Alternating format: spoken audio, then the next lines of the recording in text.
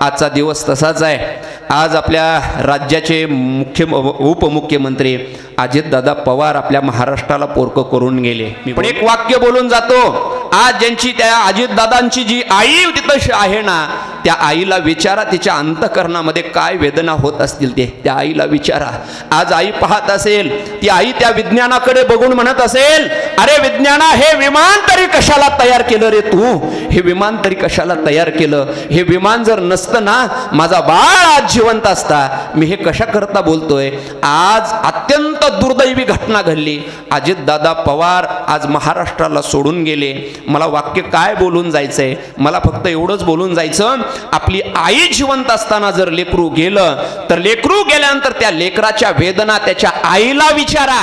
संसार सोडिला संसार माया तयावरी फार, धावे चाले मागे मागे सुख दुःख साहे अंगे, याने घ्यावे नाम याने घ्यावे नाम तिसी करणे त्याचे काम, धावे चाले मागे मागे सुख दुःख साहे अंगे.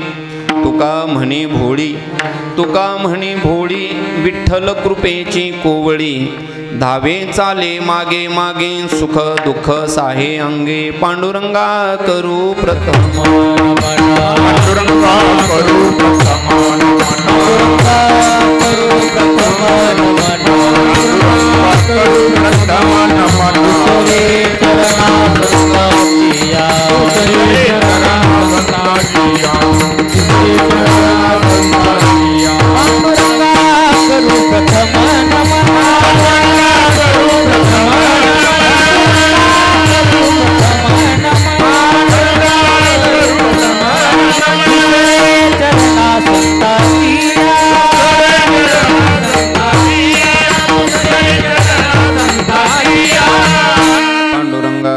नमन दुसरी चरण संदजिया, त्यांच्या कृपादाने कथेचा विस्तारून बाबाजी सद्गुरु दास तुका जयांचे केलिया स्मरण, होय सकळ विद्यांचे अधिकरण. तेचे वंदो श्री चरण श्री गुरूंचे, ते नमस्कारोनी आता हृदय हे आपुले, चौफाळुनिया भले वरी बैसवू पाऊले, श्री गुरूंची मस्तक माझा पायावरी. या वारकरी संतांच्या काय माझी वाणी मानेल संतासी, रंजवो चित्तासी आपुलिया. नमो ज्ञानेश्वरा नमो ज्ञानेश्वरा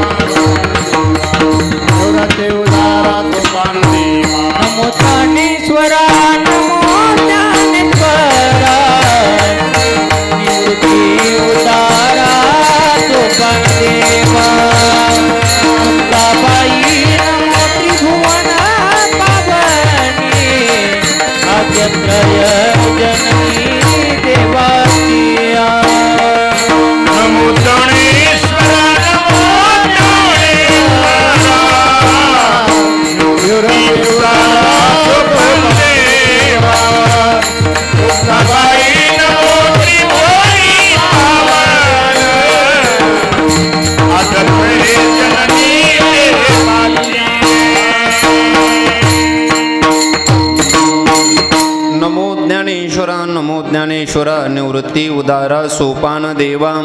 मुक्ताबाई नमो त्रिभुवन पावनी, अद्यत्रय जननी देवाची. संपाद्य ज्ञानैच विधाय भक्तिं, विलोकितो येन समाधिराजः.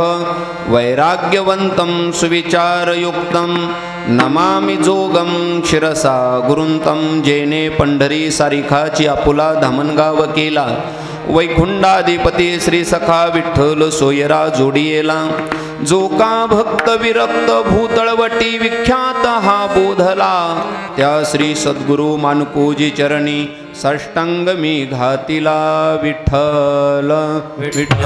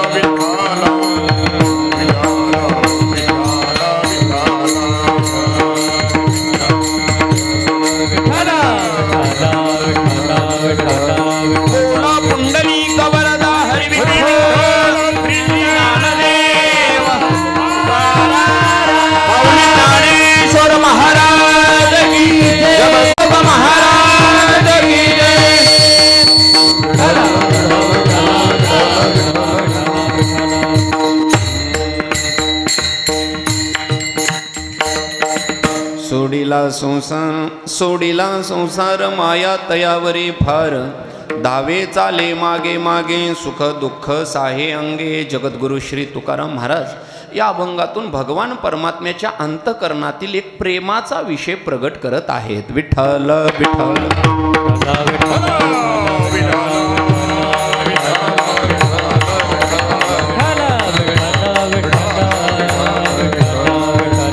बोला पुंडलिक वरदा हरी विठ्ठल श्री नामदेव.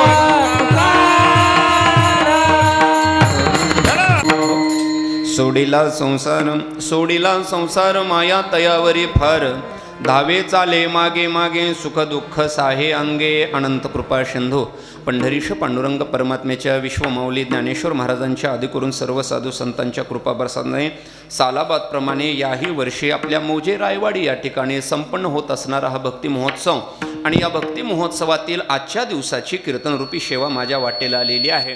जगद्गुरु श्री तुकाराम महाराज यांचा अगदी सर्वोत्कृष्ट असा सर्वांच्या परिचयाचा अभंग मी तुमच्या समोर घेतलेला आहे.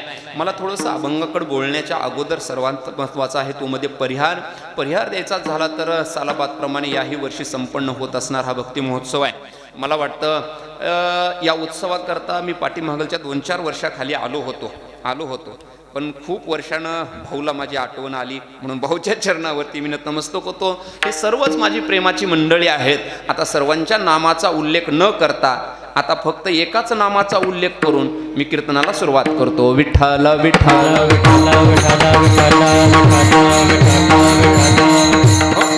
जगद्गुरु श्री तुकाराम महाराजांचा अगदी सर्वोत्कृष्ट असा सर्वांच्या परिचयाचा अभंग आहे. तुकाराम महाराज या अभंगात काय सांगतायत बघा. सोडिला संसार माया तयावरी फार या अभंगातल्या पहिल्या चरणातला उत्तरार्ध खूप महत्त्वाचा आहे आणि उत्तरार्धातला पहिला शब्द खूप महत्त्वाचा आहे. मला धावतं बोलायचंय, कळेल अशा भूमिकेत बोलून जायचंय. फक्त लक्ष देऊन केंद्रित करून ऐका. काय आहे या अभंगातल्या पहिल्या चरणातला उत्तरार्ध सांगून जातोय. माया तयावरी फार.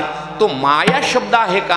मला त्या माया शब्दाबद्दल थोडंसं प्रस्तावना करायची आणि अभंगात प्रवेश करायचा आणि सेवा सोडून टाकायची, बाकी काही नाही. फक्त मला सांगायचं काय बघा.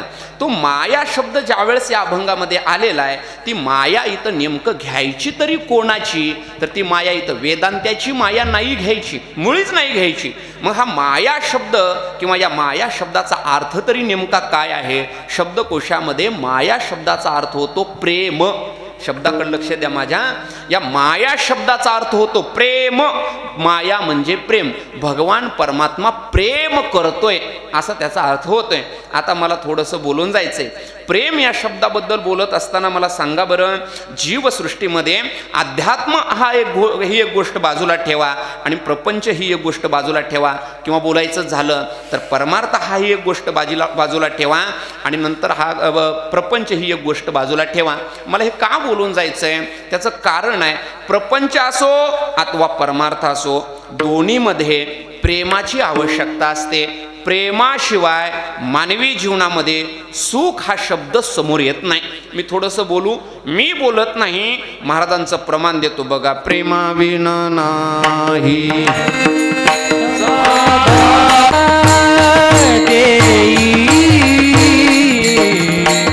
प्रेम सुख दे, प्रेम सुख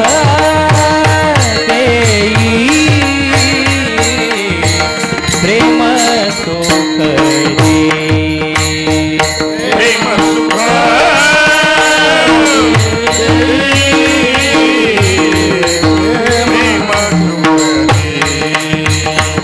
प्रेम सुख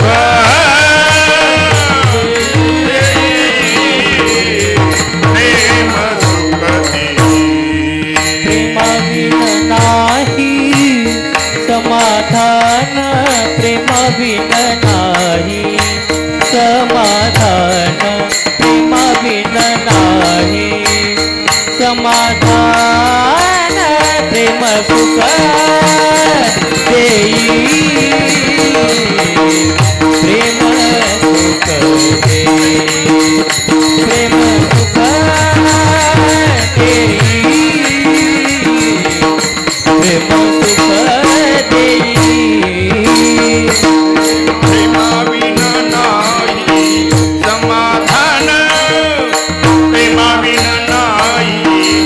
समाधान प्रेमाविन नाही समाधान प्रेमाविन नाही समाधान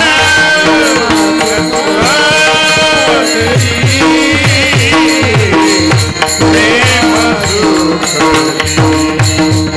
प्रेम सुख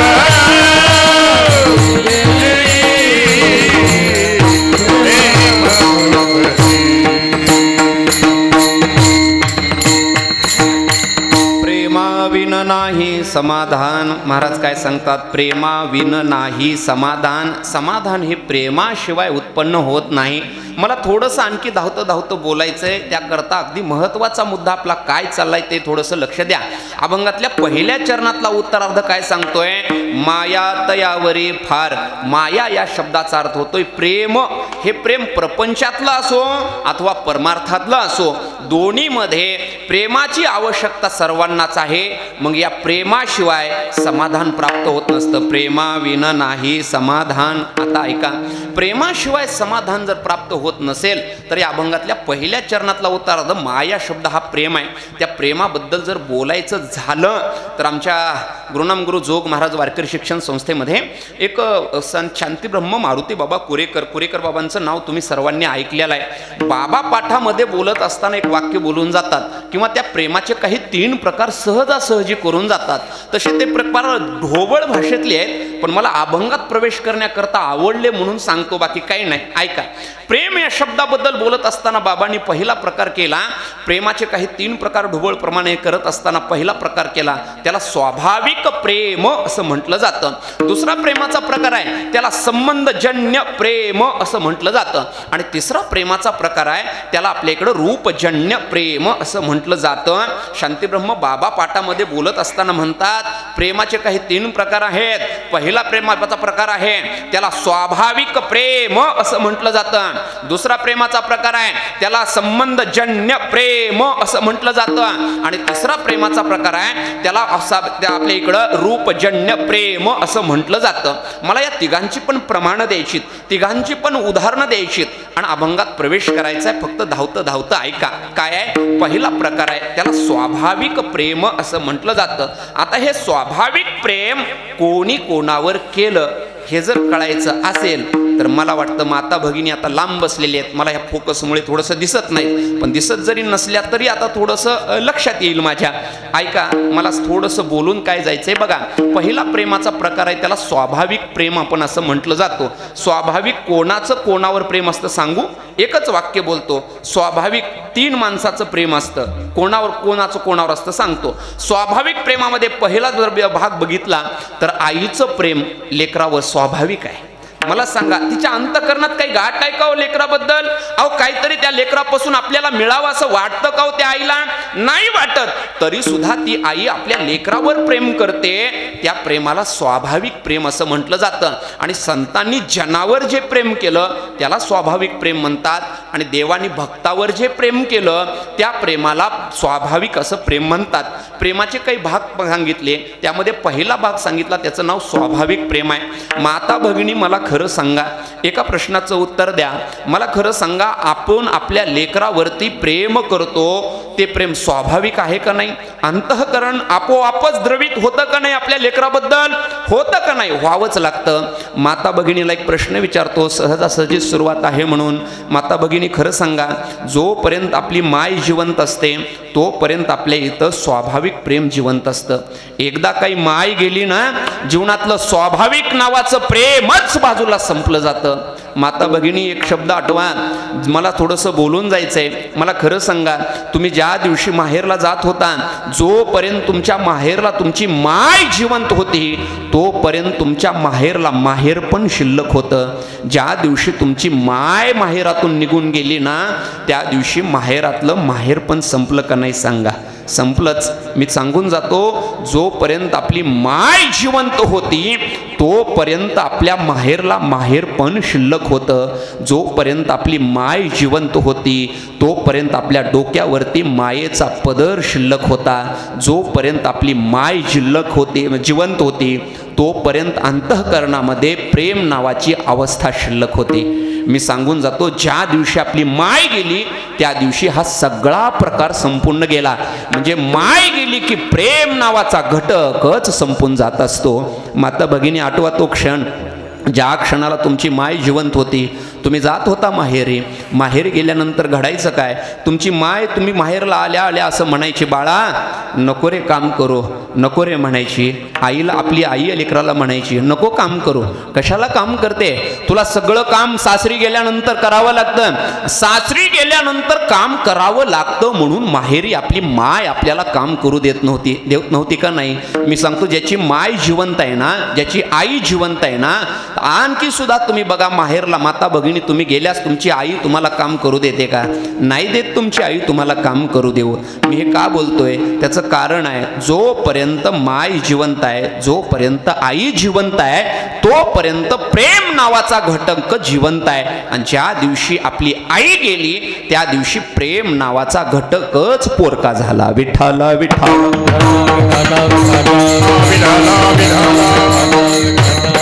खरं सांगा माता भगिनी, आठवा तो क्षण आपल्या माईचं प्रेम म्हणजे स्वाभाविक प्रेम आहे. कशा पद्धतीनं स्वाभाविक प्रेम आहे सांगू तुम्हाला, सांगूनच जातो. ऐका, तुम्ही माहेरला गेलात की तुमची माय आपल्या समोर आपली अशी गटोडे बांधायची. तुला आता उद्या जायचंय ना ग सासरी बाळा, तुला जायचंय ना सासरी, हे घे गटोडं म्हणून पहिलं गटोडं द्यायचं. कशाचं? तर तुरीच्या डाळीचं, हरभऱ्याच्या डाळीचं, कशाचे तरी छोटे छोटे छोटे छोटे असे गटोडे बांधायचे आणि आपल्या लेकीच्या हातात द्यायचे. आणि माय म्हणायची, हे गटोडे घेऊन जा सासरी, तुला लागेल. जुन्या काळातल्या माता भगिनी, आठवा तो क्षण. आता तो क्षण राहिला नाही, पण खरं सांगून जातो, ते गटोडे घेऊन आपण ज्या दिवशी आपल्या घरी येत होतो, सासरी येत होतो, सासरी आल्यानंतर त्या गटोड्याचं आपण काय करत होतो मला माहिती नाही. पण माता भगिनी, मला एक वाक्य बोलून जायचंय. ते गटोडे, जोपर्यंत आपली माय जिवंत होती तोपर्यंत त्या गटोड्यामध्ये प्रेम होतं. ज्या दिवशी आपली माय गेली ना त्या दिवशी त्या गटोड्यातलं प्रेमच तसं निघून गेलेलं असतं. आज तागायत तुमच्या भावाकडे 10 मजली बिल्डिंग असू द्या, आज तागायत तुमच्या भावाकडे 20 मजली बिल्डिंग असू द्या, आज तागायत तुमच्या भावाकडे 100 एकर जमीन असू द्या, पण तुमच्या माईनं दिलेलं जे गाठोडं होतं का, त्या गाठोड्यात जे प्रेम होतं ते प्रेम मात्र आता कोणीही देऊ शकत नाही देऊ शकत. खरं सांगा माता भगिनी, कोणत्या माईला आपलं लेकरू समोर असताना वाटतं या लेकराला लवकर मरण यावं? वाटतं? नाही वाटत हो. आपली, मी एक वाक्य आणखी एक बोलून जातो. कधी कधी असं होतं बघा, एखाद्या दिवशी मायबाप जर मेले, असं एखादं 4-5 वर्षाचं लेकरू असावं आणि लेकरू असल्यानंतर सगळी लोक म्हणतात ते मायबाप काय त्या लेकराला पोरकं करून गेले, म्हणतात का नाही? मायबाप पोरकं करून गेले. पण एक वाक्य बोलतो तुम्हाला, ऐका. मायबाप पोरकं करून गेले हे वाक्य कधी असतं? ज्या दिवशी मायबाप निघून गेले त्या दिवशी. पण एक हात जोडून विनंती करतो, देवाला सुद्धा प्रार्थना करतो, देवा, जगात एखाद्या वेळेस मायबाप निघून गेले तर पुढची पोरं कशीही जगू शकतील. पण एक वाक्य ऐका आता महत्वाचं, मायबाप गेल्यानंतर लेकरं जगू शकतील हो, पण मायबाप जिवंत असताना जर समोरचं लेकरू आपल्या डोळ्यासमोर गेलं ना त्या दिवशी खरं तर आपले मायबाप पोरके झालेले दिसून येतात. बघा, मायबाप आजचा दिवस तसाच आहे. आज आपल्या राज्याचे उपमुख्यमंत्री अजितदादा पवार आपल्या महाराष्ट्राला पोरकं करून गेले. पण एक वाक्य बोलून जातो, आज ज्यांची, त्या अजितदादांची जी आई तिथं आहे ना, त्या आईला विचारा तिच्या अंतःकरणामध्ये काय वेदना होत असतील ते. त्या आईला विचारा. आज आई पाहत असेल, ती आई त्या विज्ञानाकडे बघून म्हणत असेल, अरे विज्ञाना, हे विमान तरी कशाला तयार केलं रे तू? हे विमान तरी कशाला तयार केलं? हे विमान जर नसतं ना, माझा बाळ आज जिवंत असता. मी हे कशा करता बोलतोय? आज अत्यंत दुर्दैवी घटना घडली. अजितदादा पवार आज महाराष्ट्राला सोडून गेले. मला वाक्य काय बोलून जायचंय? मला फक्त एवढंच बोलून जायचं, आपली आई जिवंत असताना जर लेकरू गेलं तर लेकरू गेल्यानंतर त्या लेकराच्या वेदना त्याच्या आईला विचारा. मी थोडंसं बोलतो, आई जाण्याच्या अगोदर लेकरू गेलं की आईच्या वेदना काय असतात हे त्या आईलाच कळू शकतं. आईच्या व्यतिरिक्त दुसरं कोणालाही कळू शकत नाही. विठ्ठल.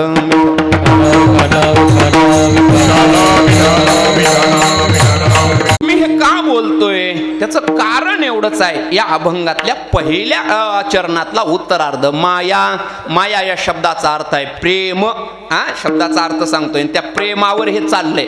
तुम्ही म्हणता हे काय चाललंय असलं, हा हे प्रेमावर चाललंय आणि प्रेमानंच 11 पर्यंत करायचे, बाकी काही नाही. विठ्ठल विठ्ठल.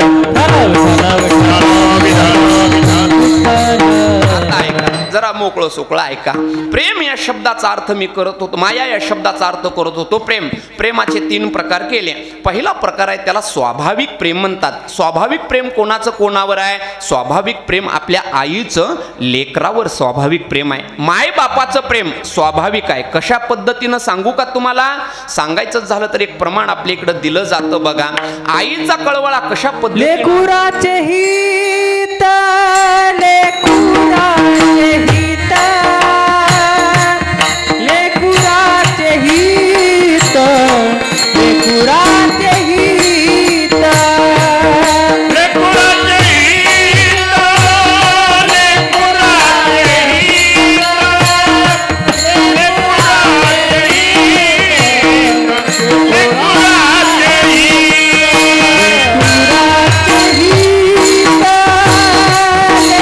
लेकुराचे हित, लेकुराचे हित, लेकुराचे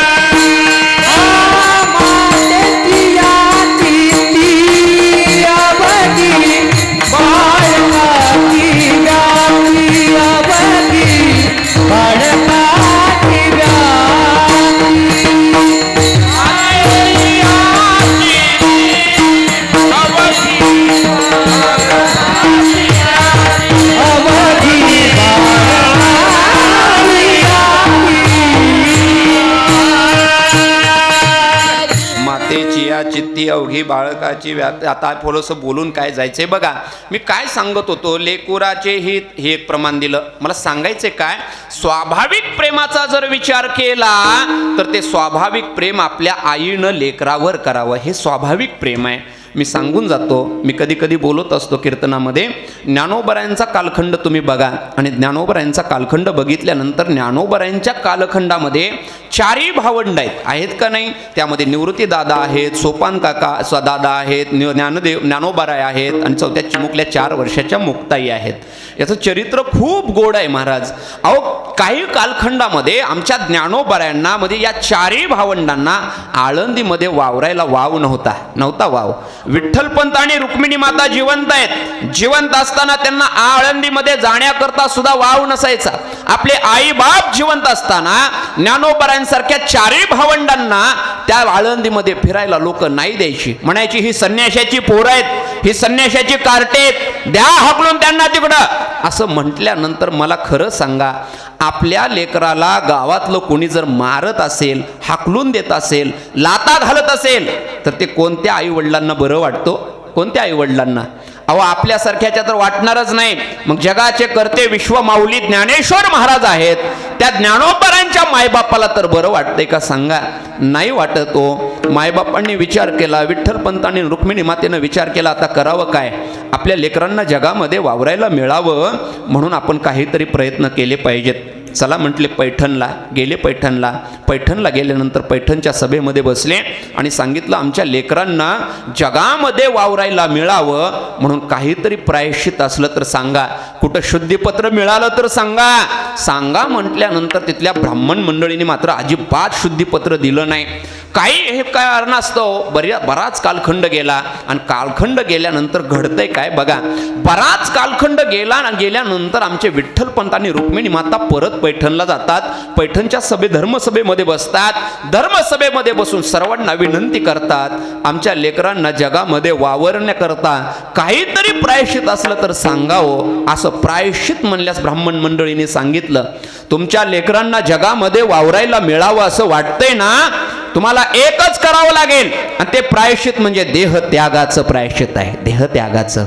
आपल्या लेकरांना जगामध्ये वावरायला मिळावं याच्याकरता स्वतःचा देहत्याग करणारे जगाच्या पाठीवरती एकमेव असे घटक आहेत आणि त्या घटकाचं नाव आहे आई वडील. आई वडील आहे. विठ्ठलपंतांनी रुक्मिणी मातेनं इकडं तिकडं काही विचार केला नाही केला. संध्याकाळचे 12 वाजलेले आहेत. रात्रीच्या 12 वाजता निवृत्ती दादा झोपलेले आहेत, सोपान दादा झोपलेले आहेत, ज्ञानदादा झोपलेले आहेत, चिमुकल्या 4 वर्षाच्या मुक्ताई शेजारी झोपलेले आहेत. रात्री 12 वाजता डोक्यावरनं आमच्या हात फिरवावा ज्ञानोबरायांच्या निवृत्तीदादांच्या. पहिली वेळेरवी निवृत्तीदादांच्या डोक्यावरनं हात फिरवण्याची. निवृत्तीदादांच्या डोक्यावरनं हात विठ्ठलपंतांनी फिरवला, तोच हात ज्ञानोबरायांच्या, तोच हात आमच्या सोपान दादाच्या, तोच हात मुक्ताईच्या फिरवला आणि आमचे विठ्ठलपंत थोडंसं बाजूला गेले. आणि बाजूला गेल्यानंतर निवृत्ती दादाला म्हणतायत, ए निवृत्ती, आता निघालो रे आम्ही, आता चाललोय रे निवृत्ती, आता इथून पुढची सगळी जबाबदारी तुझ्यावर आहे रे निवृत्ती, आता निघालोय रे, आता मला तुझं काही वाटत नाही रे, उद्या तू सकाळी उठशील, उठल्यानंतर बाहेर जाशील, तुला कळल आम्ही कुठं गेलोय, या ज्ञानालाही कळेल रे आम्ही कुठं गेलोय, या सोपानालाही कळेल रे आम्ही कुठं गेलोय. पण ही चिमुकली 4 वर्षाची मुक्ती आहे ना, ती अगोदर उठल्या पहिल्यांदा आवाज त्याच्या आईला देणार आहे रे.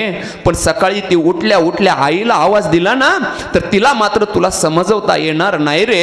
ए निवृत्ती, आता ऐक, आता कसं समजवायचंय ना हे तुझ्या तू ठरव रे, असं म्हणावं. विठ्ठलपंतांनी बाजूला व्हावं. आमच्या रुक्मिणी माता तिथं याव्या. रुक्मिणी मातेनं निवृत्ती दादांच्या डोक्यावरनं हात फिरवावा.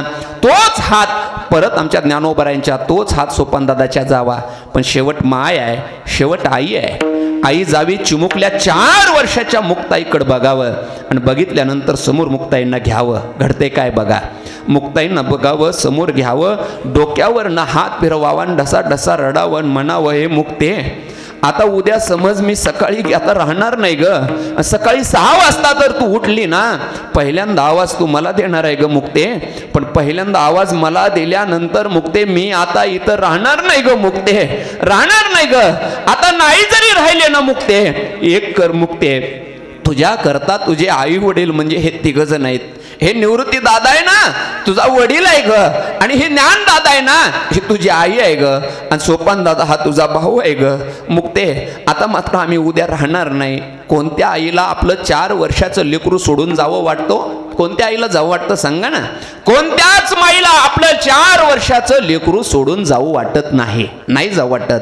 पण माझ्या रुक्मिणी मातेनं विठ्ठलपंतांनी विचार केला, आपल्या 4ही लेकरांना जगामध्ये वावरायला मिळायचं असेल तर आपल्याला देहत्याग केलाच पाहिजे. संध्याकाळची वेळ आहे. दोघंच्या दोघं इंद्रायणीवरती गेले. इंद्रायणीच्या ढोवामध्ये उड्या टाकल्या आणि देहत्याग केला. एवढ्यावर नाही संपलं. शेवट सकाळची वेळ झाली. निवृत्ती दादा उठले, कोपऱ्यात गेले. सोपान दादा उठले, तिकडल्या कोपऱ्यात जाऊन बसले. निवृत्ती दादांनी सोपान दादाला सांगितलं, निवृत्ती दादांनी ज्ञान दादाला सांगितलं. तिन्ही भावंड असे 3 कोपऱ्यात जाऊन बसले. उठल्या नव्हत्या चिमुकल्या 4 वर्षाच्या मुक्ताई. आता वेळ झाली मुक्ताईंना उठायची. चिमुकल्या 4 वर्षाच्या मुक्ताई पहिल्यांदा उठतायत. मला एका प्रश्नाचं उत्तर द्या. 4 वर्षाचं लेकरू अगोदर उठल्या उठल्या कोणाला आवाज देतं रे बाळा? 4 वर्षाचं लेकरू कोणाला आवाज देतं? ते सुद्धा आईला म्हणतंय. 4 वर्षाच्या मुक्ताई उठल्या मोठ्यानं आवाज देतात, आई आई म्हणून ओरडल्या. पण ओरडल्यानंतर दररोजचे दररोज आई म्हटल्या ओकार देणारी आई आज मात्र दिसायला लागली नाही. नव्हती दिसत. नाही दिसली म्हणून परत आवाज दिला, आई आई म्हणून मोठ्यानं ओरडावं. परत सुद्धा आई जवळ नाही यावी. आई जवळ आली नाही म्हणून आमच्या मुक्ताईने मोठ्याने हंबरटा फोडावा म्हणावं, आई कुठे गेली ग माझी आई? ए आई आई म्हणून ओरडावं. पण त्या चिमुकल्या मुक्ताईंना काय माहिती आहे, ज्या आईंना मी आज आई म्हणते का, ती आई आता जगाच्या पाठीवरती राहिलेली नाही राहिलेली. चिमुकल्या मुक्ताई तशाच निवृत्ती दादांपाशी जात आहेत. दादाला म्हणतायत, हे दादा सांगणारे माझी आई कुठे गेली? मी पाहते रे सकाळपासून, दिसत नाही रे माझी आई मला. सांगणारे म्हटल्यास निवृत्ती दादाच्या डोळ्यातनं पाणी येतंय. निवृत्ती दादा विचार करतायत, ही चिमुकली 4 वर्षाची मुक्ती आहे. आता या मुक्तेला मी सांगू तरी कसं? आता आपले आई बाबा या जगावरती राहिलेले नाहीत, कसं सांगू? म्हटल्यानंतर निवृत्ती दादांनी मान खाली घालावी. मुक्ताईने म्हणावं, हे दादा नाही रे तू सांग, नाही सांग, चल मी ज्ञानदादाकडे जाते. मोठ्यानं जावं, ज्ञानदादाला म्हणावं, हे ज्ञानदादा सांग ना रे माझी आई कुठे गेली? दिसत नाही रे माझी आई, मी सकाळपासून बघते रे माझ्या आईला, सांग ना माझी आई कुठे गेली? नाही पाहावं. निवृत्ती ज्ञानदेवानी सुद्धा खाली मान घालावी. माझा थोडासा दृष्टांत इथं संपवायचा आहे. मला सांगायचंय काय बघा, या 4ही भावंडांना जगामध्ये वावरायला मिळावं म्हणून देहत्याग करणारे जगाच्या पाठीवरती एकमेव घटक आहेत आणि त्यांचं नाव आई वडील आहे. म्हणून आई वडिलांचं जे प्रेम असतं ते प्रेम स्वाभाविक असतं आणि असं स्वाभाविक प्रेम संतांचं जनावर आणि देवाचं भक्तावर असतं. विठ्ठल विठ्ठल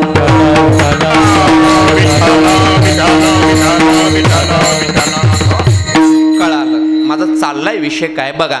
अभंगातल्या पहिल्या चरणातला उत्तरार्ध काय सांगतोय, माया तयावरी फार.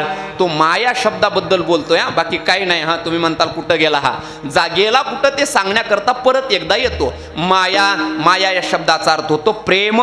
त्या प्रेमाचे मी पहिल्यांदा सांगितलं काय, 3 प्रकार. पहिल्यामध्ये स्वाभाविक प्रेम, दुसरं संबंधजन्य प्रेम आणि तिसरं आहे त्याचं नाव रूपजन्य प्रेम.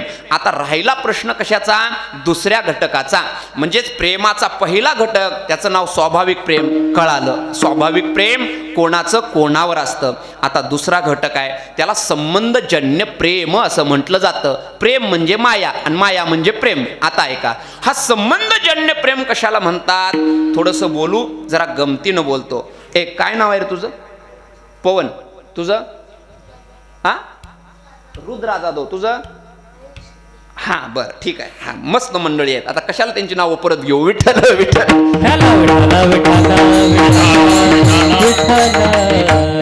असं आपलं मोकळं डोकळं झालं लेकराला तर बरं वाटतं, बाकी काही नाही. त्याच्यासाठी उगं नावं विचारली काही नाही. असं अधून मधून विचारलं की सांगत जा नाव. हा आता तुझं विचारलं, घरच्याची विचारतो नंतर. विठ्ठल विठ्ठल. मला थोडंसं काय बोलायचंय बघा, अगदी महत्वाचं बोलून जायचंय. संबंधजन्य प्रेम हे सांगून जायचंय. संबंधजन्य प्रेमाची व्याख्याच काय होते बघा. संबंधजन्य म्हणजे काय? संबंधानुसार केलं जाणारं प्रेम, म्हणजेच नात्यानुसार केलं जाणारं प्रेम, त्याला संबंधजन्य प्रेम म्हणतात. हा माझा काहीतरी नातेवाईक आहे म्हणून मी त्याच्यावरती प्रेम करतोय, त्याला संबंधजन्य प्रेम म्हणायचं. काहीतरी त्याचे माझे संबंध आहेत. हा माझा काका आहे म्हणून आपण त्याच्यावरती प्रेम करतोय. हा माझा दादा आहे म्हणून त्याच्यावरती प्रेम करतोय, याला म्हणायचं संबंधजन्य. हा माझा मामा आहे. तुम्हाला मामा आहेत ना? आहेत ना मामा? मामावरती प्रेम करता का तुम्ही? करत चला.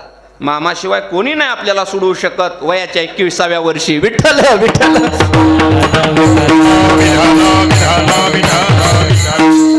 सध्या कठीण परिस्थिती आहे म्हणून विचारलं, बाकी काही नाही. ऐका, आता आमचं झालंय म्हणून मोकळं बोलायचे, बाकी काय. माझं नसतं झालं तर बोललो असतो का असं मोकळं? हा विठ्ठल विठ्ठल.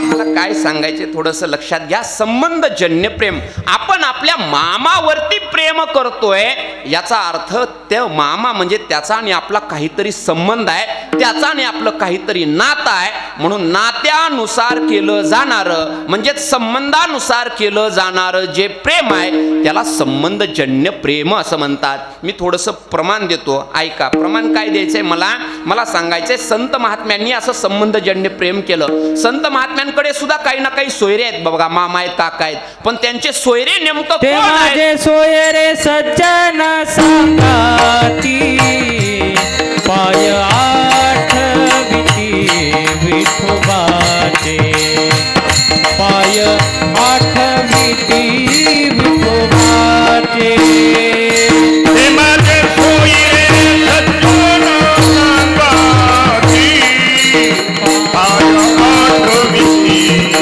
विठोबाचे पाय आठविती विठोबाचे. आम्हा सोयरे हरी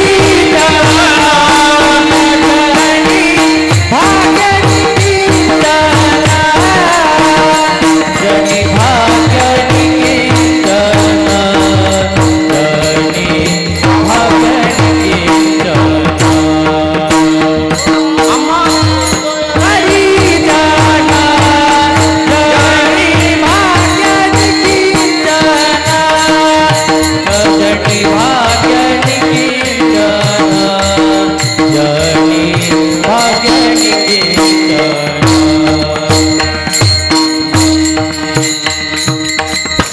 असे दोन प्रमाण अगदी छान दिले. आम्हा सोयरे हरिजन किंवा दुसरं आम्हा ते माझे सोयरे सज्जन सांगाती आणि पाय आठविती विठोबाचे असे दोन प्रमाण दिले. हे मी का सांगतोय? तुकाराम महाराजांचे किंवा संत महात्म्यांचे काही सोयरे आहेत, काही नातेवाईक आहेत, काही संबंधी आहेत, पण त्यांचे संबंधी कोण आहेत? थोडं धावतं बोलून जातो. ते माझे सोयरे सज्जन सांगाती आणि पाय आठविती विठोबाचे. मला या अभंगाकडे बोलत असताना किंवा बघत असताना माझ्या अभ्यासाच्या दृष्टीनं बघत असताना थोडंसं काय वाटतंय बघा. मला काय सांगायचंय, तुकाराम महाराजांनी सोयऱ्याची व्याख्या या अभंगात सांगितली. तुकाराम महाराजांचे सोयरे कोण आहेत? ते माझे सोयरे सज्जन सांगाती आणि पाय आठविती विठोबाचे. आता याच्यामध्ये दोन घटक आहेत. तेच माझे सोयरे आहेत. कोण आहेत? जे सज्जन आहेत, फक्त सज्जन आहेत, तेच माझे सोयरे आहेत असं समजू नका. ऐका, असं पण त्याचा अशी पण व्याख्या करा किंवा अशी व्याख्या करा, फक्त सज्जन असून चालत नाही. बरीच लोक सज्जन असतात पण विठोबाचे पाय आठवत नसतात, मग ते माझे सोयरे नाहीत. विठोबाचा पाय आठवणाराही असला पाहिजे आणि तो सज्जन पण असला पाहिजे. याचा अर्थ आपण विठोबाचे पाय आठवतो, पण काही लोक पाय आठवतात, वाऱ्या करतात, पण सज्जन असतील याची शाश्वती नसते. काही लोक सज्जन असतात पण पंढरपूरला जातात याची शाश्वती नसते. मला सांगायचे काय, अहो संबंधी पाहत असताना तुकाराम महाराजांचे संबंधी सोयरे बघा, ते सोयरे जे सज्जन आहेत आणि विठोबाचे पाय आठवतात, ते माझे सोयरे सज्जन सांगाते, हे माझे खरे सोयरे आहेत. आणि तुकाराम महाराज त्यांच्यावरती प्रेम करतात. त्या प्रेमाला संबंधजन्य प्रेम असं म्हणा. विठ्ठल विठ्ठल.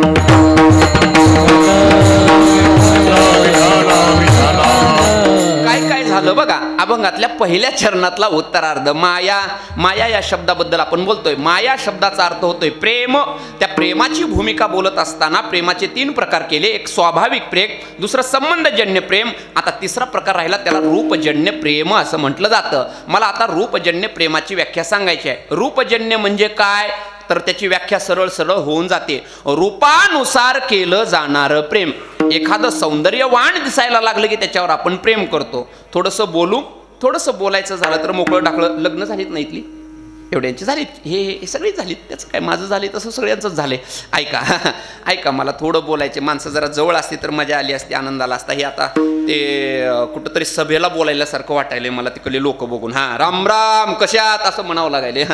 ऐका असं द्या. ते असं हात करून म्हणतात बघा ते मोठे लोक, भाईवर बहिणो, ते असं वाटते ते उगाच. ते लांबून आपला हात करून ते जरा कसं आहे, ते कीर्तन म्हटल्यानंतर कीर्तनात कसं श्रोता असा पायापाशी असावा. असा पायापाशी म्हणजे जवळ, पायापाशी म्हणजे पायापाशी नाही, असा जवळ असावा. जवळ असल्यानंतर वक्त्याला बोलायला जरा थोडंसं बरं वाटतं, बाकी काही नाही. विठ्ठल विठ्ठल. अंग सांगत होतो काय, रूपजन्य प्रेमाची व्याख्या. मला तसं सांगायचं बघा, लग्न झालेली आहेत सगळ्यांची. आठवा तो क्षण, ज्या क्षणाला आपलं लग्न झालं त्याच्या अगोदर आपण मुलगी पाहण्याचा कार्यक्रम असतो. तुमच्याकडे होतो ना, तुमच्या गावात रायवाडीला होतो हां. रायवाडीला मुलगी पाहण्यासाठी आपण गेलो. ते आठवा जुने क्षण, आठवा तो जरा डोळ्यासमोर आणा. ते आणल्याशिवाय कसा कीर्तनात असं हुरूप कसा येईल तुम्हाला. आठवा तो क्षण, मुलगी पाहायला गेलो की नामाभया परिस्थिती अशी निर्माण झाली. मुलगी पाहायला गेल्या अगोदर काय केलं जातं, आपण मुलगी पाहायला गेलो की तिथले मंडळी म्हणतात, अय सोयरे आले, धरा हे पाणी दिलं जातं, पाय धुतला जातं, आतमध्ये नेऊन बसवलं जातं. पण सोयरे म्हणजे ती मुलगी पाहण्याचा कार्यक्रमाला गेल्यानंतर अशी काही ज्येष्ठ मंडळी सोबत असतात बघा. आणि ज्येष्ठ असतात म्हणूनच आपलं जमतं, नाहीतर आपण किती मातीत आहे ते आपल्यालाच माहिती असतं, लोकाला काय माहिती, हां त्यांनाच माहिती असतं. ही ज्येष्ठ मंडळी अशी बसलेली असते आणि समोरासमोर अशी परिस्थिती निर्माण होते. ज्यावेळेस विवाह ठरण्याच्या अगोदर मुलगी पाहायला गेलो की मुलगी अशी पाटावर आणून बसवली जाते. पाटावरच बसवतात ना, काहीकडे आता सोप्यावर, कसं आहे पाटावरच, हां अशी पाटावर मुलगी आणून बसवली जाते. आणि पाटावर मुलगी आणून बसवली की मुलगा असा समोर असतो. समोर असल्यानंतर असा एखादा ज्येष्ठ म्हणतो, ए बघ ही मुलगी आहे बघ, त्या मुलाला म्हणत असते. तसं तो बघायला चाललेला असतो, पण मोठ्यानं म्हणायचं असतं आपलं, त्या अशा ज्येष्ठ माणसांनी, असं भाऊसारख्या माणसाने, बघ हे मुलगी आहे बघ असं म्हटल्यानंतर ते असा कावरा बावरा होऊन बघत असतो. हां हे जुनं होतं, कावरा बावरा होऊन बघायचं. आता काही राहिलं नाही, आता मोकळं ढाकळं झालंय. ऐका आता मला सांगायचे काय, ते असं बघितलं की समोरच्या मुलीला सांगायचं, हे बघ हा नवरदेव आहे, बघ त्याच्याकड म्हटल्यानंतर ती पण कावरी बावरी होऊन बघत होती. हे जुन्या काळात होतं. आताच्या काळात असं बघायचं काही राहिलंच नाही. बघायचं का राहिलं नाही, बघण्याच्या अगोदर शुभंगल होतं. आता ऐका मला सांगायचे काय बघा, समोरासमोर बघितलं आणि बघितल्यानंतर तो क्षण आठवा. तुम्ही तुमच्या पत्नीला म्हणजेच त्या मुलीला घरी पत्नी म्हणून आणलं, विवाह झाला, लग्न झालं, एक क्षमा मागून बोलतो किंवा एक प्रश्न विचारतो. प्रश्न असा आहे, तुम्ही मुलीला बघितलं आणि बघितल्यानंतर घरी धर्मपत्नी म्हणून आणलं. आपण आपल्या बायकोला धर्मपत्नी म्हणून आणलं, पण घरी आणत असताना तिचं रूप बघून तुम्ही घरात आणलं का तिचा स्वभाव बघून आणलो? अरे कशी मोकळी होईल, डायरेक्ट रूप बघून म्हणाले. खरंच आहे, रूप बघून आणलं. समजा स्वभाव बघून आणला असतं तर हेंडगा लागला असता होय घरात, विठ्ठल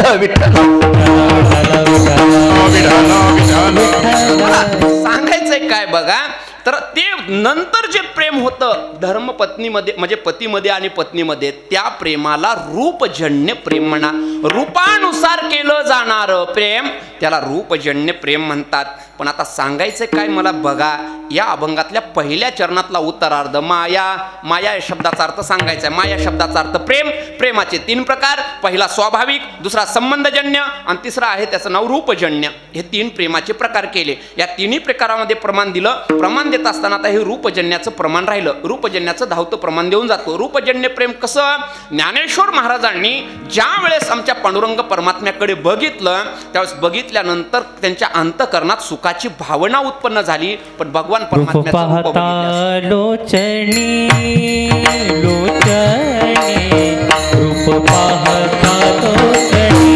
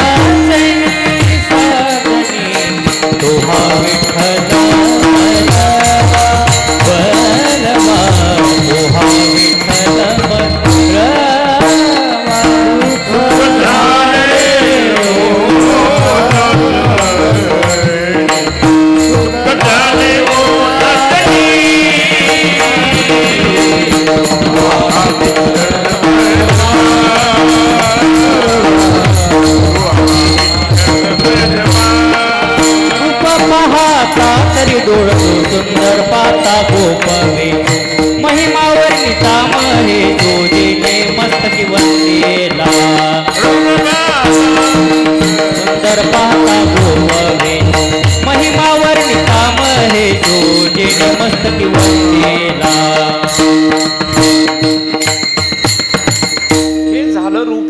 प्रेम कोणतं रूप पाहता लोचनी सुख झाले हो साजनी. आतापर्यंत काय काय झालं, मी प्रेम शब्दाचा अर्थ सांगत होतो, प्रेमाचे हे 3 प्रकार सांगत होतो, 3 प्रकाराचे 3 प्रमाणं झाली, 3 प्रमाणात नंतर 3 उदाहरणं झाली, कळालं. आता प्रेम शब्द चांगला कळाला, कळाला का नाही. आता प्रेमानं कळालं का कसं कळालं, कसं कळालं तसं कळालं, मला काय करायचे फक्त कळालं. ऐका, प्रेम या शब्दाचा अर्थ बोलत असताना झालं ह्या सगळ्या गोष्टी, पण हे प्रेम कधी उत्पन्न होत असतं सांगू तुम्हाला. अगोदर त्या प्रेमाबद्दल काहीतरी आवड निर्माण झाली पाहिजे. एखाद्या वस्तूवरती आपण प्रेम जर करायचं असेल तर अगोदर त्याची आवड निर्माण झाली पाहिजे. आवड निर्माण झाल्याशिवाय प्रेम नाही उत्पन्न होऊ शकत. इथं आता रितेश महाराज आहेत. भाऊ तुम्ही पण खूप असा पकवाज वाजवत होतात. आता त्यांचा पकवाज, मी लहानपणी ज्यावेळेस भाऊ असे खाडगावला यायचे आणि खाडगावला आल्यानंतर लोक मला म्हणायची, पोर आम्हाला सवय आपली कीर्तनाला येऊन बसायची करायची. मी असं ह्यांच्या एवढा ह्या पोरांना एवढा असेल. मग असल्यानंतर असं तुझ्यासारख्या पॅन्टी नव्हत्या माझ्या काळात म्हणजे मी काय 80 वर्षाचा नाही आहे आपलं, पण ऐक नव्हत्या, आपलं चड्डीवर असायचं, आम्ही आपल्या हाफ चड्ड्या असायच्या. मग भाऊ तिथं यायचे, मग भाऊ ते असं करताना ते पकवाज लावून द्यायचे. पकवाज लावत असताना आम्ही समोर जायचं. मग आम्हाला एखाद्यानं म्हणायचं ती गावातल्याने, हे ते कणिक करून आण. मग ती आधी कणिक टिंबायची, आम्ही अगोदर कणिक टिंबायची आणि ती कणिक आणून दिली की नंतर आम्ही टाळ घेऊन उभा राहायचा प्रयत्न करायचा. मग आमच्यातलं एखादं ज्येष्ठ उठायचं गावात, आधीच 3 भजनी आमच्या गावात, आणि त्याच्यातली 2 असे म्हणायचे, हे काय मारतो असं म्हणलं का तेव्हापासून परिस्थिती अशी अवघड झाली. कळालं तुम्हाला मला काय म्हणायचे ते. विठ्ठल विठ्ठल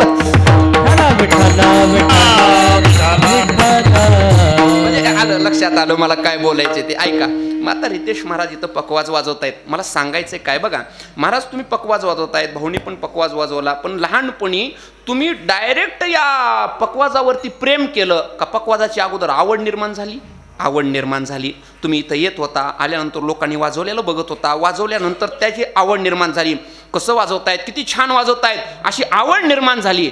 आणि आवड निर्माण झाल्यानंतर तुम्ही पकवाज जाऊन आळंदीला शिकला, काय असेल ते कुठं शिकला, आणि पकवाज शिकल्यानंतर आता त्या पकवाजावरती आवड नाही, आवडीच्या वरचं जे प्रेम आहे ते प्रेम उत्पन्न झालं. म्हणजे अगोदर आवड उत्पन्न व्हावी लागते आणि त्या आवडीनं प्रेम उत्पन्न होत असतं. मग देवाला जे प्रेम उत्पन्न झालंय ना ते आवडीनंच झालेलं आहे. पण कोणत्या आवडीनं, तर तुकाराम महाराजांनी सांगितलं, मी जे प्रेम करतोय ना, माया तयावरी फार, कोणावरती प्रेम करतोय? भक्तावरती प्रेम करतोय. पण भक्तावरती प्रेम करत असताना ते भक्त मला का आवडतात त्याचं कारण अभंगाच्या पहिल्या चरणात सांगितलेलं आहे. सोडीला संसार, सोडीला संसार,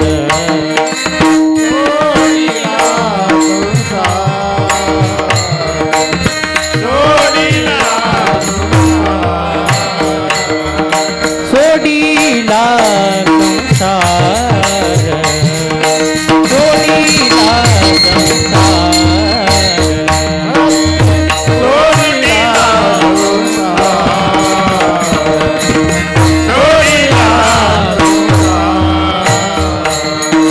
माया कयावरी पार, माया कयावरी पार, दावे ताले मागे मागे, दावे ताले मागे मागे, माया तयावरी फार, माया तयावरी फार, धावे चाले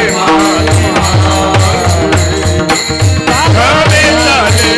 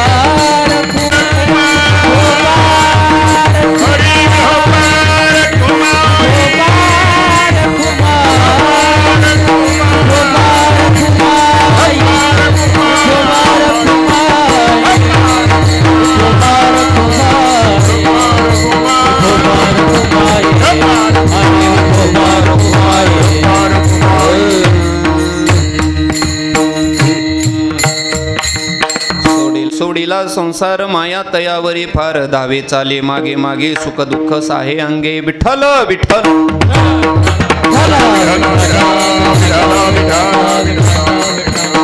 सोडिला संसार हा बसा बसा हा बसा आपण झाल्या सगळं करू आपण दोघं जण हा बसा हा सोडिला संसार माया तयावरी फार धावे चाले मागे मागे मला सांगायचे काय बघा या अभंगात प्रवेश करण्याकरिता मी बोलत काय होतो या अभंगातल्या पहिल्या चरणातला उत्तरार्ध माया माया या शब्दाचा अर्थ काय होतोय प्रेम त्या प्रेमाबद्दल बोलत असताना पहिल्यांदा प्रेमाचे प्रकार सांगितले आणि हे प्रेम कुठून उत्पन्न होतं तर आवडीतून असं सांगितलं आवड शब्द आणला आणि आवड शब्द समोर आणून आता घडतंय काय बघा मला बोलायचंय काय प्रेम कधी उत्पन्न झालं आवडीनं उत्पन्न झालं मग आता आवड जर पाहायची झाली तर भगवान परमात्म्याच्या अंतःकरणातली भक्ताविषयीची काय आवड आहे बघा काय आवडतं भगवान परमात्म्याला ज्यांनी संसार सोडला असे भक्त भगवान परमात्म्याला आवडतात म्हणून ज्यांनी संसार सोडला का असे भक्त आवडतात म्हणून त्यांच्यावर भगवान परमात्मा प्रेम करतो त्याची आवड काय संसार सोडणं ही त्याची आवड आहे सोडिला संसार आता थोडंसं बोलायचंय या अभंगातल्या पहिल्या चरणातला दुसरा शब्द आहे संसार या संसार या शब्दाच्या मला 1-2 व्याख्या करायच्यात आणि माझी सेवा समाप्त करायची काळजीच करू नका बरोबर 11च्या आधी सोडतो झोप येण्याच्या अगोदर मला ते आता सवय लागल्या भाऊ काय झालं अगोदर आपलं चालायचं आपलं चलू द्या आपलं 11:15 पर्यंत हा तसं नाही आता अगोदर लोक करण्याच्या अगोदर सोडल्याला बरं राहतं बाकी काही नाही विठ्ठल विठ्ठल मला काय सांगायचंय संसार शब्दाच्या काही 2-3 व्याख्या करून जातो पहिली व्याख्या संसाराची करत असताना आद्य शंकराचार्याने केलेली जातो पुनरपी जननम पुनरपी मरणम पुनरपी जननी जठरे शयनम याला संसार म्हणायचं पुन्हा पुन्हा जन्माला येणं आणि पुन्हा पुन्हा मरणं याचं नाव संसार आहे दुसरा संसार कोणता असेल तर दुसरा संसार सांगून जातो दुसरा संसार देहाच्या आसक्तीला हा देह माझा आहे म्हणणं हा सुद्धा एक संसारच आहे हे 2च संसार मला तुमच्या समोर सांगायचे आहेत आता बाकीचे नको हे 2 संसार अगदी महत्त्वाचे आहेत म्हणून बोलून जायचे पहिला संसार आहे जन्म मरणाचा संसार सांगू तुम्हाला जन्म मरणाचा संसार कसा आहे का संसार आहे जन्म आणि मरणाच्या फेऱ्यामध्ये प्रत्येक जीव अडकलेला आहे जोपर्यंत जन्म मरण असतं तोपर्यंत त्याला संसार म्हटलं जातं जोपर्यंत त्याला फक्त जीवच म्हटलं जातं मी सांगतो तुम्हाला जन्म मरणाच्या फेऱ्यात अडकलेल्यांना जीव म्हणा कळाली व्याख्या आणि हे जो जीव आहे का त्या जीवाला संसार म्हणा बाकी काही नाही करू आणखी थोडंसं मोकळं बोलतो मला खरं सांगा तुमच्या रायवडीत कसं आहे मला माहिती नाही पण आमच्या गावामध्ये तर जेवढी काही जन्मलेली माणसं आहेत ते सगळी मरणार आहेत बाबा इथं कसं आहे सारखंच आहे की काय वेगळं आहे का ते आमच्या गावात जेवढी माणसं जन्मलेत ना ते सगळी मरणार आहेत आणि आमच्या इथं मेल्यानंतर माणसं जाळतात आपल्यात कसं आहे सारखंच काही वेगळं आहे का काय वेगळं नाही याचा अर्थ जो जन्माला आलेला आहे त्याला मरावंच लागणार आहे गीताशास्त्र सांगते जातस्य हि ध्रुवो मृत्यूर ध्रुवम जन्म मृतस्य च ज्ञानेश्वर महाराजांनी त्याच्या खाली ओवी केली उपजेते नाशे नाशिले ते पुनरपी दिशे हे घटिका यंत्र जैसे परिभ्रमेगा मला काय म्हणायचंय जो जन्माला आला त्याला मरावंच लागणार आहे हा आपल्या इथला सिद्धांत आहे म्हणजे जन्माला येणं आणि मरणं हा संसार आहे जीवनामध्ये मरण कोणाचं चुकलंय सांगा बरं कोणाचंच मरण चुकलं नाही जो जन्माला आला त्याला मरावंच लागणार आहे मी बोलत नाही अनेक प्रकार आहे अनेक प्रमाण देता येतील मला वाटतं नाशिवंत देह जाणार सकळ आयुष्य खातो काळ सावधान मी बोलू याच्या पुढं पण जन्माला आलं की मरण निश्चित आहे मग तुम्ही म्हणाल महाराज आमच्या खूप मोठ्यांच्या ओळखी आहेत कोणाच्या ओळखी असू द्या सोडविना राजा देशीचा चौधरी आणि सोयरे भले सोयरे सुद्धा आपल्याला आपल्या मरणातून चुकवू शकत नाहीत मी तुम्हाला थोडंसं गमतीनं सांगायचं झालं तर ऐका सांगून जातो काय आहे ते तुम्ही एक नाव ऐकलंय का नाही मला माहिती नाही मी हे आदरणीय श्री उमेश महाराज दशरथ यांच्या मुखातून ऐकलेला भाग आहे मी सांगून जातो एक नाव सांगतो तुम्हाला ऐका नाव सांगतो त्याचं तुम्ही मायकल जॅक्सन नाव ऐकलंय का ऐकलंय सर्वांनी ऐकलंय कोण कीर्तनकार होता ना तो कीर्तनकार होता का नाही कोण होता तो एक डान्सर होता त्याचा एक असा कथाभाग सांगितला जातो मायकल जॅक्सनला वाटलं आपल्यापाशी पैसा खूप आहे प्रसिद्धी खूप आहे आता आपल्याला 120 वर्ष जगायचे किती वर्ष 120. मायकल जॅक्सनने ठरवलं आता 120 वर्ष आपल्याला जगायचंय. मग जगण्याकरता जेवढा पैसा लागल तेवढा पैसा आता इथं द्यायचा. कोणाला?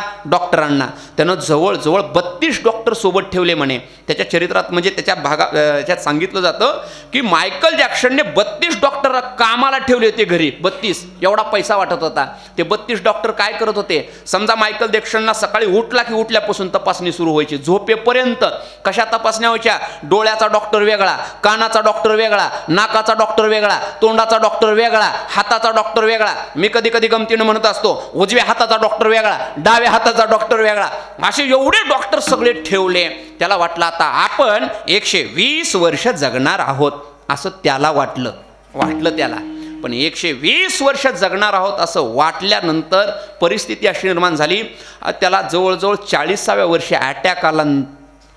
ते गेलं, दुसरं काही नाही झालं. मला सांगायचं काय, 120 वर्ष जगायचं म्हणणारा मायकल जॅक्सन जर 40व्या वर्षी जात असेल तर मला एवढंच सांगायचंय, कितीही पैसा असू द्या, कितीही धन असू द्या, नाहीतर कोणत्याही प्रसिद्धीमध्ये मोठा माणूस असू द्या, अन्यथा कितीही मोठ्या व्यक्तींच्या आपल्या ओळखी असू द्या, कोणी जरी असलं तरी त्याला मरावंच लागतं. हा सिद्धांत आहे.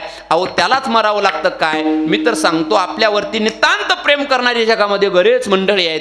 ती जरी आपल्या समोर आली तरी सुद्धा आपल्याला मरावंच लागतं. ते मरण अजिबात चुकवू शकत नाही. मला वाटतं नको नको म्हणा गुंतू माया जाळी, काळाला जवळी काळाचा जिया, काळाची उडी पडेल बा जेव्हा सोडविना तेव्हा.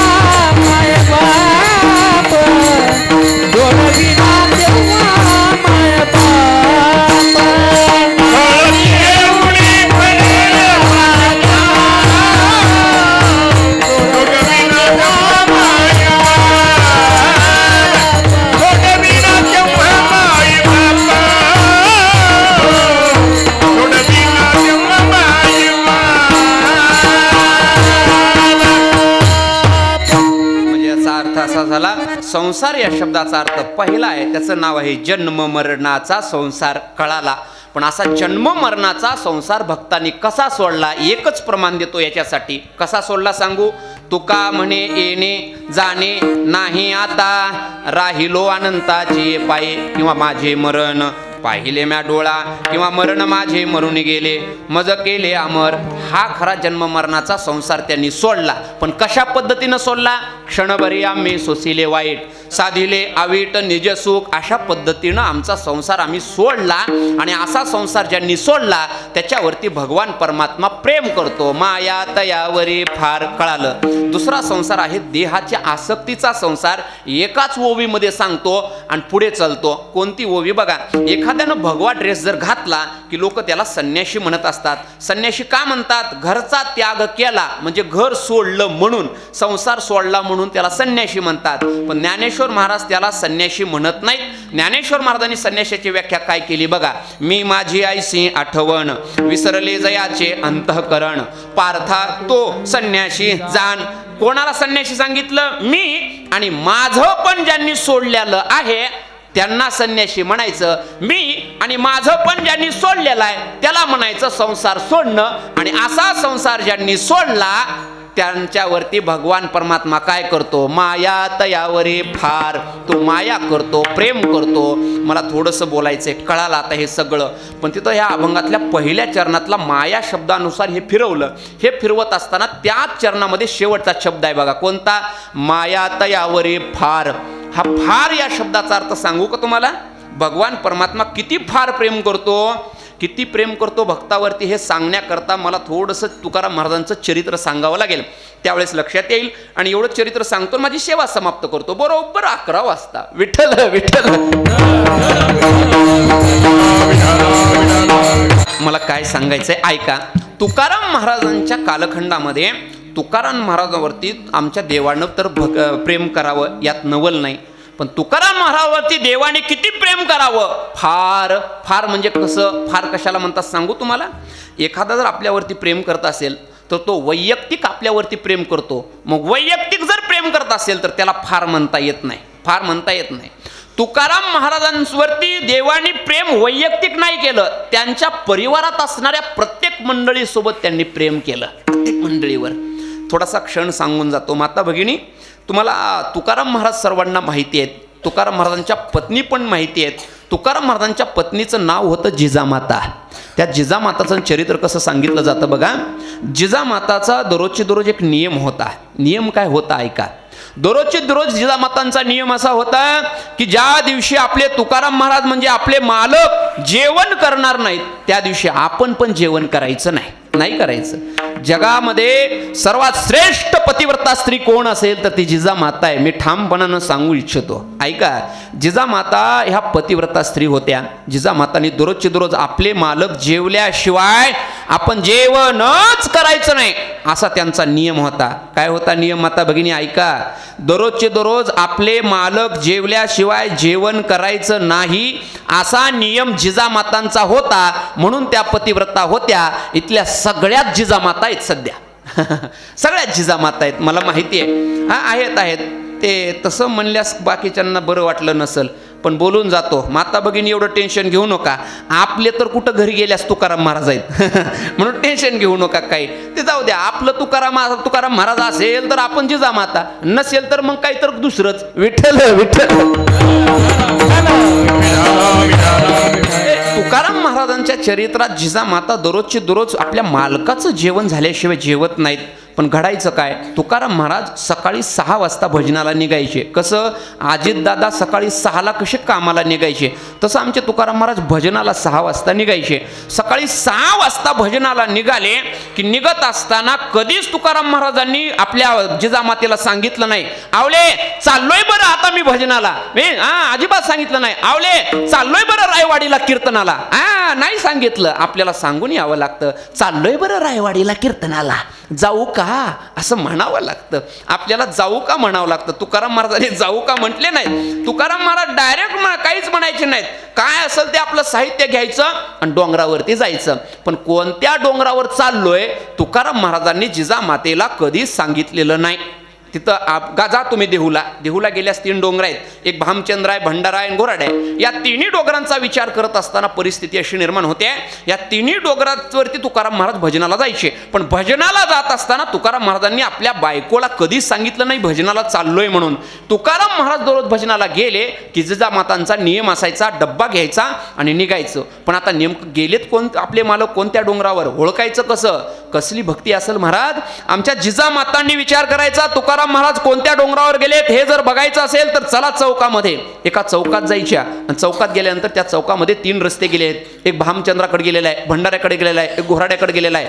त्या चौकामध्ये जायचं, अगोदर पहिल्या रस्त्याकडे जायचं. जिजामातांनी त्या पहिल्या रस्त्याची अशी माती उचलायची, कानाला लावायची. ती जर विठ्ठल विठ्ठल म्हटली तर समजायचं आपले मालक याच रस्त्यानं गेलेले आहेत. आणि नाही म्हटली की समजायचं हे आपले मालक इकडे गेले नाहीत. दररोजचा प्रसंग आहे. आमच्या जिजामाता दररोजचे दररोज स्वयंपाक करतायत. एके दिवशी असेच तुकाराम महाराज डोंगरावरती गेले. डोंगरावरती गेल्यानंतर घडतंय काय, त्याच्या पाठीमागं जिजामाता डब्बा घेऊन जात आहेत. जिजामातांनी माती घ्यावी, कानाला लागावी, आपले मालक याच रस्त्यानं डोंगरावरती गेलेत म्हणून निघावं. निघाल्यानंतर डब्बा घेऊन अर्ध्या रस्त्यावरती ते चढले. म्हणजे जिजामाता अर्धा डोंगर चढल्या. जिजामातांनी अर्धा डोंगर चढला की जिजामातांच्या पायामध्ये काटा रुतला. एवढा काटा, थोडंसं बोलू गमतीनं, सरकारी बाबळीचा काटा होता का नाही. जुन्या काळात सरकारी बाबळी आता जरा राहिल्या नाहीत थोडं, पण आहेत, तुम्ही शेतकरी आहेत तुम्हाला माहिती आहेत. सरकारी बाबळीचा काटा घुसला आणि काटा घुसल्यानंतर रक्तबंबाळ पाय झाला. आता जिजामातेंना वाटायला लागलं आपल्या पायाचा काटा आपण काढला पाहिजे. तिथला काटा घेतला, काटा काढायला सुरुवात केली. काटा काही निघायला तयार नाही.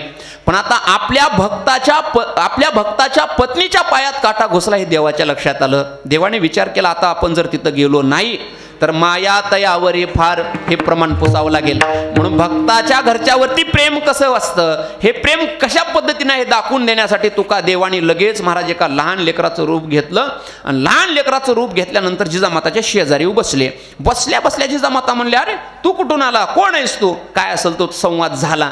आणि संवाद झाल्यानंतर मला तो संवाद जास्त बोलायचा नाही, मला महत्वाचा मुद्दा काय सांगायचा आहे बघा. जिजामातांच्या शेजारी बसलेला पांडुरंग परमात्मा आहे, छोटा आहे, बालक आहे. आणि तो बालक रूपामध्ये असलेला पांडुरंग परमात्मा जिजामातेला म्हणतोय, माते आता ऐका,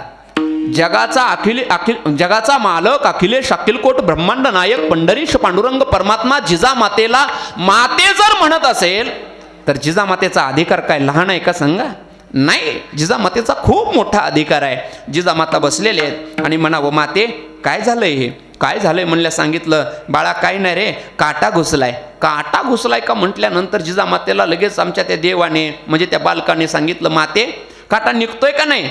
मातेनं सांगावं, नाही रे बाळा, निघणं झालाय. मग मी काढू का काटा, मी काढू का काटा म्हणल्यास जिजामाता म्हणल्या, तुला काटा काढता येतो का.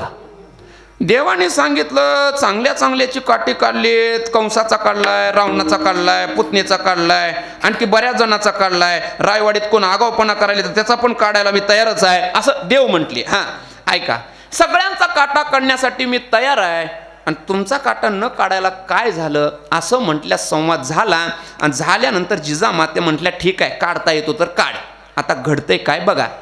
जिजामातेच्या शेजारी पांडुरंग परमात्मा आहे. पांडुरंग परमात्मा शेजारी असताना पहिल्यांदा पांडुरंग परमात्म्यानं काय केलं असेल तर काटा काढण्याचे काही नियम आहेत. सांगू का काटा काढण्याचे नियम, काटा काढण्याचे यांना कळालं, काटा काढण्याचे नियम सांगू का. काटा म्हणजे पायातला काटा, हां हे महत्त्वाचं बोलायचं. काटा काढण्याचा पहिला नियम आहे, शेतात गेलो काटा काढायचा असेल तर आपला पाय अगोदर आपल्या हातात धरावा लागतो का नाही. तसंच केलं. पांडुरंग परमात्म्याने जिजामातेचा पाय हातात धरला. आणखी जिजामातेचा अधिकार कोणता सांगायचा आहे सांगा. जिजामातेचा पाय धरला, अलगद प्रमाणाने काटा काढायला सुरुवात केली. पण काटा काढण्याचा दुसरा नियम असा आहे, काटा काढत असताना त्या पायाची जागा अशी साफ करावी लागते. जुनी मंडळी साफ करावी लागते. काटा घसल्यास कशी साफ केली आपण जागा आतापर्यंत, कशी साफ केली, तिथून पाणी आणलं, तसलं पाणी वगैरे तसलं अजिबात काही नाही. कसा नियम आहे, काटा काढायचा आहे म्हटलं की असं बोट, हा याला कळालं, हे असं बोट घालायचं असतं तोंडात. देवाने तेच केलं, तोंडात बोट घातलं आणि पाया असा साफ केला. पण एकदा बोट घालून साफ होत नसतंय बघा. तुम्ही कधी काटा काढलाय, काटा काढलेली माणसं आहेत तुम्ही, साधी नाहीत. हां काटा ऐका, मला सांगायचे काय बघा, काटा काढलेली माणसं आहेत. एकदा साफ केल्यानंतर साफ नाही होत, परत एकदा साफ करावा लागतो. पण देवाने केलं काय, परत एकदा तुकाराम आपल्या जिजामातांच्या पायावरती हे बोट नेलं होतं, साफ केलं होतं. ते साफ केलेली धूळ देवाच्या बोटाला लागली.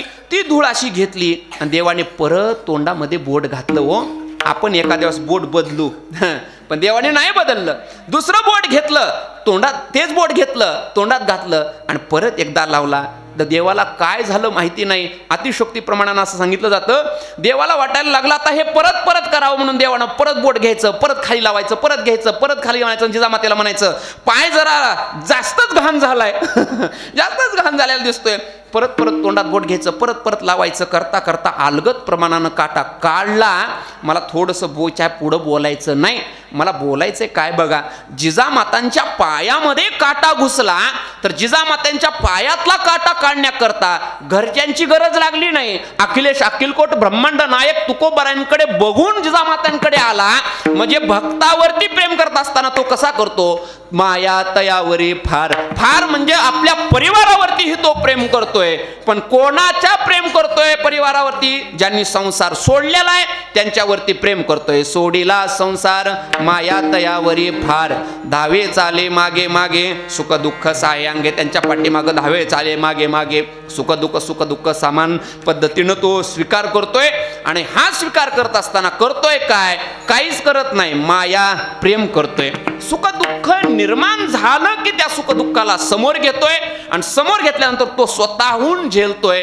अर्जुनाचं सुख दुःख देवाने स्वतःहून झेललं म्हणून धावे चाले मागे मागे सुख दुःख साहे अंगे. मग आता ठीक आहे, भक्त जर पाठीमागं चालत असतील, हे करत असेल, भक्ताच्या पाठीमागं देव जर चालत असेल तर मग आता त्या भक्तांना करायचं काय? काहीच करायचं नाही. याने घ्यावे नाम तिशी करणे त्याचे काम. यानं नाम घ्यायचं आणि त्याचं काम तो करणार आहे. ठीक आहे, खरंच देव तो त्याचं काम करतो का हो? करतो का काय म्हणता? तुकाराम महाराजांनी सांगितलं तो करतोच.